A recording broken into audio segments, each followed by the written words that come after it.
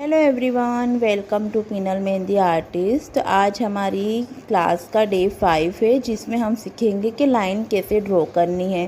Line का एक important role है, लाइक आपको लाइन पहले आनी ही चाहिए। तो हम लाइन के लिए कौन हवा में पकड़ेंगे एंड उसे फील करेंगे। आपको अगर आप हवा में नहीं पकड़ते हो, पेपर को टच करवा के करते हो, तो आपकी लाइन एकदम पतली बनेगी।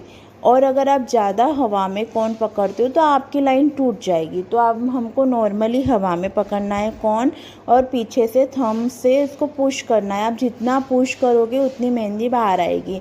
अगर आपकी बीच में से लाइन टूट जाती हो तो पहले आप पूरी लाइन कंप्लीट कीजिए, देन उसे कंप्लीट होने के बाद उसे पेपर से टच करके कवर कर दीजिए।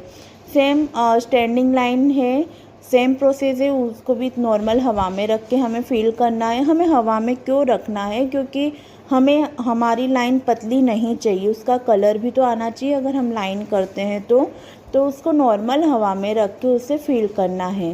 देन स्लाइडिंग लाइन मैं कर रही हूँ। स्लाइडिंग लाइन में सेम प्रोसेस है, पर हमें पेपर फोल्ड नहीं करना है, मतलब पेपर राउंड नहीं करना है और हिलाना नहीं है। क्योंकि हम अपने क्लाइंट को ऐसा नहीं बोलेंगे कि आप घूम जाओ, हमें स्लाइडिंग लाइन करनी है। ओके, तो हमें वही प्रोसेस सेम करनी है। आपके हाथ का मूवमेंट कंपलसरी है। लाइक मैं स्लीपिंग लाइन कर रही थी तो मेरे हाथ नीचे की साइड थे, मैं स्टैंडिंग लाइन कर रही थी तो मेरे हाथ साइड की साइड था।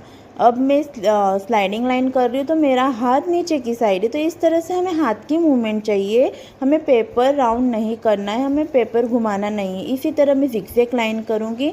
जिगजैग लाइन आपकी बड़ी छोटी नहीं होनी चाहिए, ज़्यादा डार्क नहीं होनी चाहिए, लंबी पतली नहीं होनी चाहिए, एक जैसी जिगजैग होनी चाहिए जो दोनों साइड से सेम हो। लाइक मैंने ये लाइन करके बताया है कि मेरी जिगजैग वो लाइन से बाहर नहीं आ रही है, तो हमें जिगजैग जेड बना के उसे कंटिन्यू करना है और एक जैसी करनी है।